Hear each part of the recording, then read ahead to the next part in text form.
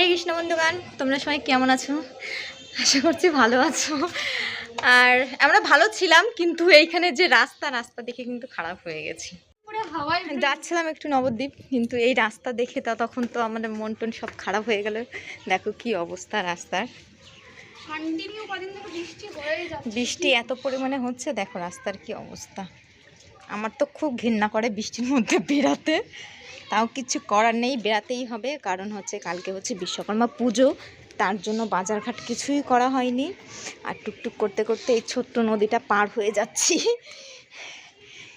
তো চলো যাওয়া যাক, কি কি বাজার করি। তো তোমরা ভিডিওটি স্কিপ না করে পুরো ভিডিওটা দেখতে থাকো, আশা করছি তোমাদের খুব ভালো লাগবে। তো চলো যাওয়া যাক নবদ্বীপে।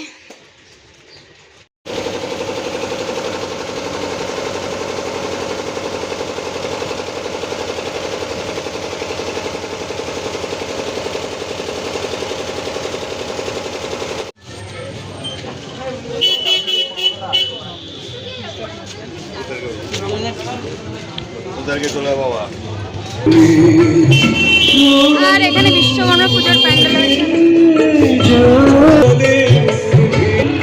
আর এখানে দুর্গাপূজার প্যান্ডেল হওয়ার কথা আছে। কিছুদিন আগে এখানে একটা সেই কি মিটিং না কি জানি না, যাই হোক কিছু একটা হয়েছে, ওর প্যান্ডেল খেলা। তো এখানে আমাদের ফল টল কেনা কিন্তু হয়ে গেছে। ফল কেনার পরে সোজা চলে এসেছিলাম ঘট আর ঠাকুরের মূর্তি কেনার জন্য। তো এখানে আমি ঘরটা দেখছিলাম যে ফুটো আছে কি না, একটু দেখে টিকে না নিলে বাড়ি গিয়ে যদি দেখি যে জল পড়ছে তাহলে তো আবার নিতে আসতে হবে। তো এখান থেকে একটা ঠাকুরের মূর্তি আমার পছন্দ হলো, পিয়ারও পছন্দ হলো। তো দুজনে পছন্দ করে একটা মূর্তি নিয়ে নিলাম ছোট দেখে, যেহেতু আমাদের ঠাকুরের আসন ছোট, তার জন্য ছোট দেখে নিতে হবে।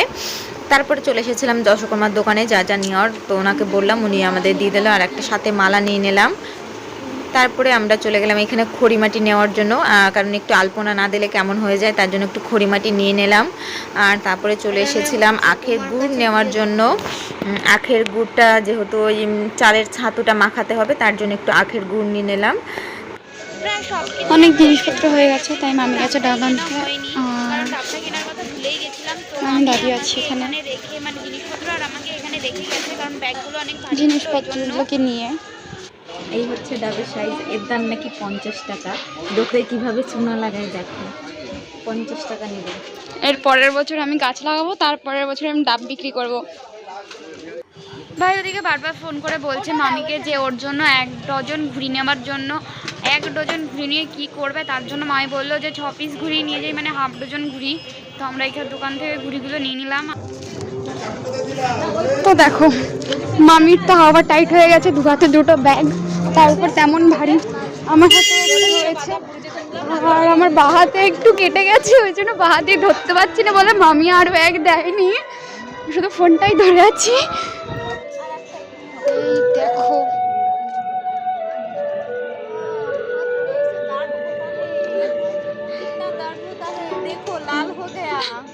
मेरा मामी का हिंदी सुन के मेरा भी मुंह से हिंदी निकल रही है।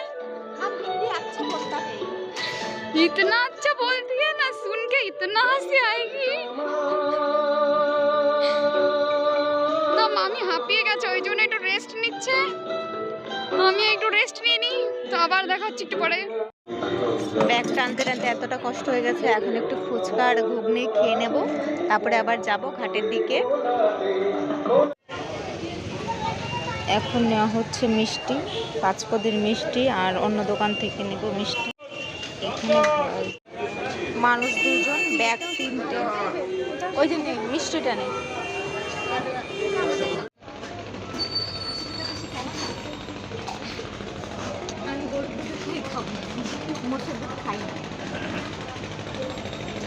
কি আর বলবো। তো আমরা এখন লঞ্চে উঠে পড়েছি। দেখো আমাদের লঞ্চ কিন্তু ছেড়েও দিয়েছে। আর লঞ্চে যাওয়ার কারণ হচ্ছে এতগুলো ব্যাগ, যেহেতু আমরা 2 জন মানুষ, আর তোমাদের দাদা আসতেও পারবে না, কারণ ও বাড়িতে জল দিচ্ছে, এখনও জল দেওয়া হয়নি। জল দেওয়া হলে টোটোটা ডুবে, টোটো ধোয়ার পরে মেশিনগুলো ধুতে হবে, সেই জন্য আর আসতে পারিনি।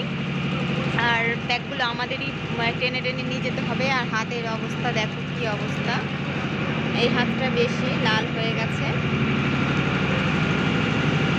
তো চলো আজকে দেখো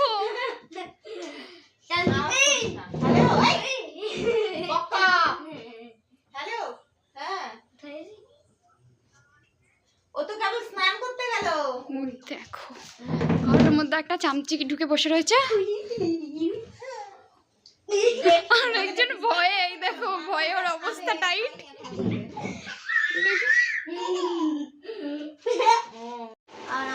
তো আমরা এখন বাড়িতে চলে এসেছি আর হাত দেখো, হাতের অবস্থা পুরো একদম লাল হয়ে গেছে। আর ওইটা ফোনের ক্যামেরাটার জন্য বোঝা যাচ্ছে না, পুরো সাদা সাদা লাগছে, কিন্তু প্রচুর ব্যথা হয়ে গেছে, লাল হয়ে গেছে।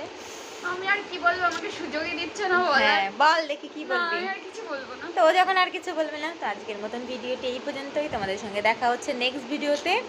আর নেক্সট ভিডিওটা হচ্ছে বিশ্বকর্মা পুজোর ভিডিওটা। তো তোমরা মিস করো না প্লিজ, তোমাদের দেখার অনুরোধ রইল।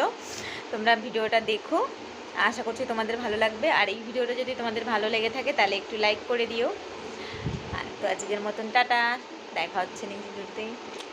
সবাই ভালো থেকো, সুস্থ থাকো। আর সবাই বিশ্বকর্মা পূজার প্রসাদ খেতে অবশ্যই এসো। সবার নিমন্ত্রণ থাকলো। টাটা।